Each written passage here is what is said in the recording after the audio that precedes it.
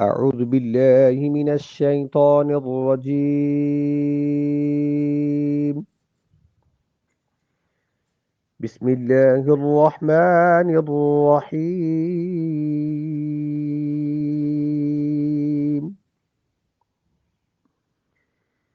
وإذ ابتلى إبراهيم ربه بكلمات فأتمهن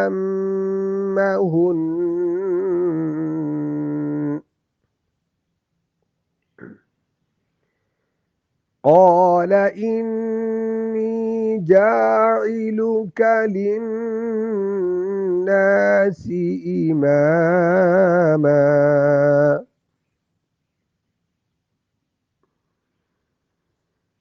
قال ومن ذريتي قال لا ينال عهد الظالمين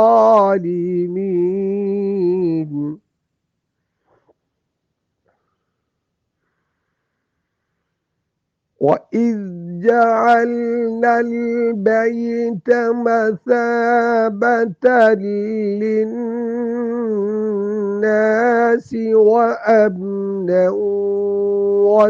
واتخذوا من مقام إبراهيم مصلى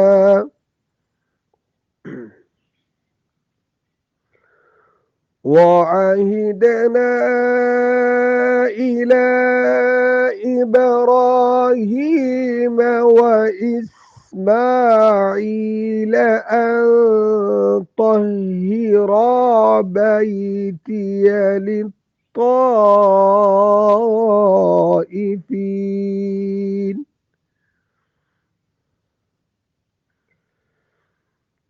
أن طهر بيتي للطائفين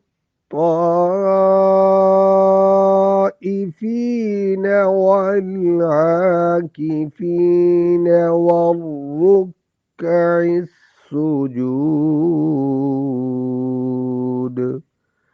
صدق الله العظيم. رب اشرح لي صدري ويسر لي أمري واحلل عقدة من لساني يفقه قولي. اللهم اللهم علما نافعا ورزقا واسعا وعملا متقبلا وشفاء من كل داء। सूरत अल-बकरा की आयत नंबर 124 की तिलावत की गई है और 125 की। कल भी 124 की ही तिलावत की गई थी, उसकी कुछ तफसीर अभी बाकी थी। आज उसी की तफसीर पर इक्तफ़ा करेंगे इंशाअल्लाह। बरकत के लिए दोनों आयतों की तिलावत की है। आयत नंबर 124 में अल्लाह ताला ने फरमाया व इज़िब्तला इब्राहीम रब्बुहु, जब परवरदिगार ने चंद बातों में इब्राहीम अलैहिस्सलातु वस्सलाम की आजमाइश की, बिकालिमातिन चंद बातों में, फ़अतम्महुन तो उन्होंने पूरा कर दिया या वो पूरे उतरे। क़ाल इन्नी जाइलुका लिन्नासि इमामा, अल्लाह ताला ने उसके जवाब में फ़रमाया कि मैं आपको लोगों के लिए पेशवा बनाने वाला हूँ, इमाम बनाने वाला हूँ, आइडियल बनाने वाला हूँ। क़ाल व मिन ज़ुर्रियती, उसके जवाब में इब्राहीम अलैहिस्सलातु वस्सलाम ने फ़रमाया कि मेरी औलाद को भी पेशवा बनाना। क़ाल ला यनालु अहदिज़ ज़ालिमीन, अल्लाह ताला ने फरमाया कि ला यनालु अहदिज़ ज़ालिमीन, हमारा इकरार ज़ालिमों के लिए नहीं होता, मेरा वादा ज़ालिमों के लिए नहीं होता। व इज़िब्तला इब्राहीम रब्बुहु, जब आज़माया इब्राहीम अलैहिस्सलातु वस्सलाम को उसके रब ने। ये कल आपने सुन लिया था कि मुख्तलिफ़ इब्राहीम अलैहिस्सलातु वस्सलाम के इम्तिहानात हैं। उनको आग में डाला गया, जला वतन किया गया, फिर अपने बच्चे बीवी को एक बंजर ज़मीन में जहाँ कोई आबादी नहीं थी वहाँ छोड़ा गया। ये सारे उनके इम्तिहानात हैं। फिर बच्चे को ज़बह करना, फिर बैतुल्लाह की तामीर करना, اور تمام میں وہ پورے اترے۔ بکلمات، چند کلمات کے ساتھ۔ کہتے ہیں کلمات سے مراد شرعی احکام ہیں، شریعت کے احکام ہیں، کلمات سے مراد وہ ہے۔ اور اس پر مفسرین نے بہت بڑی تفسیریں لکھی ہیں، بہت لمبی لمبی تفسیریں لکھی ہیں۔ ان کا جو خلاصہ ہے، جو ان کا نچوڑ ہے، میں آپ کو بیان کرنے کی کوشش کرتا ہوں۔ کلمات جمع ہے کلمہ کی، اور اس سے مراد اسلام کے احکام ہیں۔ بعض نے لکھا ہے کہ احکام حج ہیں، مثلا مونچھوں کو کم کرنا، کلی کرنا، ناک صاف کرنا، مسواک کرنا، سر کے بال منڈوانا یا رکھوانا، مانگ نکالنا، ناخن کاٹنا، زیر ناف بال کاٹنا، ختنہ کرانا، بغل کے بال کاٹنا، پیشاب پخانہ کے بعد استنجا کرنا، جمعہ کے دن غسل کرنا، طواف کرنا، صفا مروہ کے درمیان سعی کرنا، رمی کرنا اور طواف کرنا، یہ ساری چیزیں جو ہیں، یہ اس سے مراد احکام سے مراد یہ ساری چیزیں ہیں۔ اور حضرت عبداللہ فرماتے ہیں کہ اس سے مراد اسلام کے 30 حصے ہیں۔ 10 حصوں کا بیان سورۃ توبہ کے اندر ہے، اور 10 کا بیان جو ہے وہ ہے سورۃ المؤمنون کی شروع والی جو آیتیں ہیں، قد افلح المؤمنون الذین هم فی صلاتهم خاشعون، وہاں پر۔ اور 10 کا بیان جو ہے وہ سورۃ الاحزاب کے اندر ہے، ان المسلمین والمسلمات والمؤمنین والمؤمنات والقانتین والقانتات الی آخرہ۔ چنانچہ سب سے پہلا جو ختنہ کروایا جس پیغمبر نے، جہاں سے یہ ختنے کی ابتدا ہوئی، وہ حضرت ابراہیم علیہ السلام نے کروائے۔ اور سب سے پہلے جس پیغمبر نے ناخن کٹوائے وہ بھی ابراہیم علیہ السلام ہے۔ اور اس کے بعد سب سے پہلے بال جنہوں نے کٹوائے وہ بھی ابراہیم علیہ السلام ہے۔ ناخن کیسے کٹوانے چاہیے، سنت طریقہ کیا ہے؟ اس کا یہ ہے کہ رائٹ ہینڈ، ہمارا دایاں ہاتھ جو ہے، اس کی شہادت والی جو فنگر ہے، شہادت والی جو انگلی ہے، انگوٹھے کے ساتھ والی، یہاں سے ناخن کاٹنا شروع کیے جائیں، اور پھر اس کے ساتھ والی، پھر چھوٹی انگلی تک، پھر اس کے بعد بایاں ہاتھ اس کی اسمال فنگر سے، لیفٹ ہینڈ کی اسمال فنگر سے پھر کاٹتے ہوئے تھم پر آ جانا چاہیے، انگوٹھے کے جو ناخن ہے اس کو کاٹنا چاہیے، پھر جو دایاں ہاتھ ہے اس کا جو تھم ہے، انگوٹھا ہے، پھر اس کے ناخن کو کاٹنا چاہیے۔ یہ سنت طریقہ ہے، ایسے کاٹیں گے تو ثواب ملے گا۔ اگر ہم ایسا نہیں کاٹیں گے تو گناہ نہیں ہوگا، یہ کوئی فرض واجب نہیں ہے۔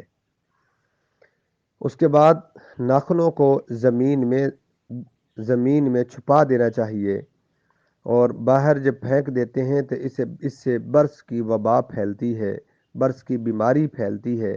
تو اس لیے، کیونکہ یہ انسانی اعضاء کے زمرے میں آتی ہیں، اور انسانی اعضاء جو ہیں وہ ایسے نہیں پھینکا کرتے، تو اس لیے ان کو کسی زمین میں یا کسی ایسی جگہ میں چھپانا چاہیے کہ آدمی کے آمد و رفت وہاں سے نہ ہو۔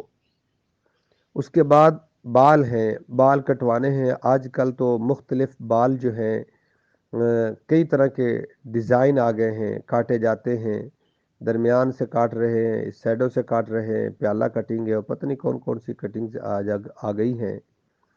بال جو ہیں پورے سر کے برابر کٹوانے چاہیے، اور نبی کریم سب کہہ دیا کریں صلی اللہ علیہ وسلم کا طریقہ بھی یہی ہے کہ سب بال برابر ہوں۔ آپ صلی اللہ علیہ وسلم نے زلفیں رکھی ہیں، ٹینٹ بھی کروائی ہے، زلفیں بھی رکھی ہیں، تو آپ صلی اللہ علیہ وسلم کی جو زلفیں مبارک تھیں وہ شولڈر تک تھیں، کندھوں تک تھیں، ایسے آپ صلی اللہ علیہ وسلم کی زلفیں تھیں۔ یا اگر چھوٹے بال بھی رکھنا چاہتے ہیں تو یہ بالکل بال برابر ہونے چاہیے، جیسے آپ مشین کے ساتھ کٹوائیں، سب برابر ہوں پورے سر کے بال، تو یہ صحیح طریقہ ہے۔ اگر کوئی آدمی زلفیں نہیں رکھتا تو یہ کوئی گناہ نہیں ہے، کیونکہ واجب نہیں ہے۔ تو ہاں، اگر بالوں کو اس طرح کٹوانا جو خلاف شرع ہو یہ مناسب نہیں ہے۔ اس کے بعد زیر ناف بال ہیں ان کو کٹوایا جائے۔ زیر ناف بال جو ہیں وہ آدمی جہاں تک ہو سکے پوسیبل ہو وہاں ان کو کاٹنا چاہیے۔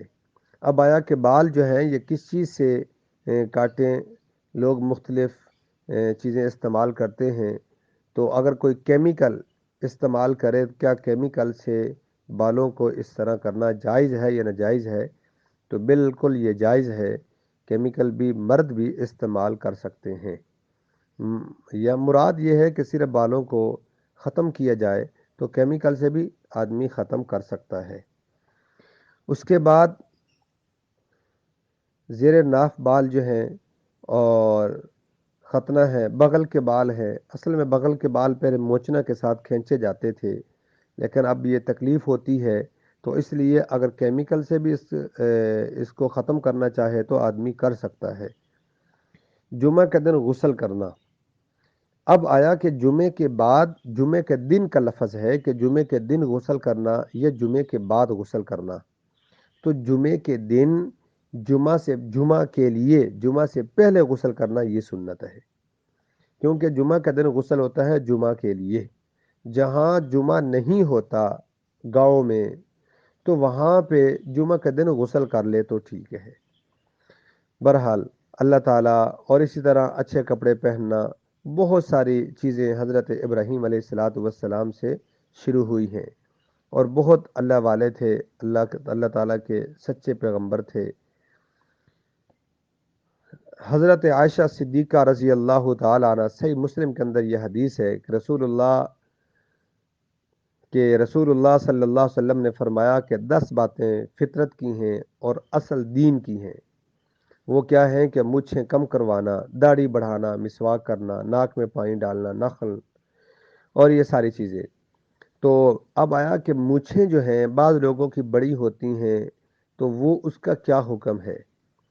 تو مونچھیں جو ہیں ایسی ہوں، اتنی ہوں کہ اگر انسان کوئی چیز کھائے یا پیے تو وہ ان کو لگ جائیں تو ایسی وہ بال جو ہیں وہ یہ مکروہ ہے، تو ایسی کاٹنی چاہیے آگے سے، تاکہ کوئی چیز بھی کھائیں تو اس کو جو ہے وہ مونچھیں نہ لگے، مونچھوں کے جو بال ہیں وہ نہ لگیں، اور ایسے لگنا مکروہ ہے۔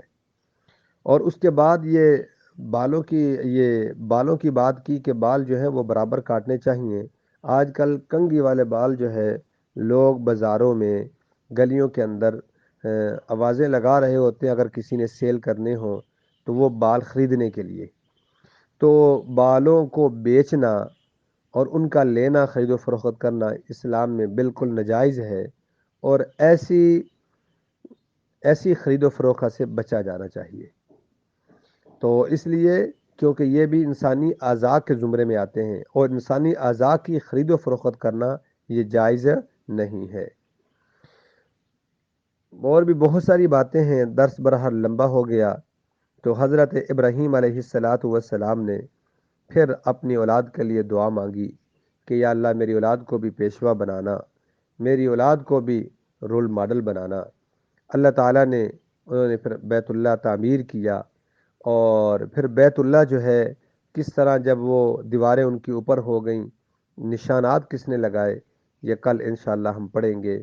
اور مزدور کون تھا، یہ بھی آنے والی آیت میں 125 میں انشاءاللہ کل ہم پڑھیں گے۔ دعا ہے اللہ تعالی ہم سب کو دین پر چلنا آسان فرمائے اور عمل کرنے کی توفیق عطا فرمائے، مرنے سے پہلے بغیر امتحان کے ہم سب کو معاف فرمائے۔ وآخر دعوانا ان الحمدللہ رب العالمین۔ Subscribe my channel for further updates and like this video. Please share this video with your friends and hit the like button.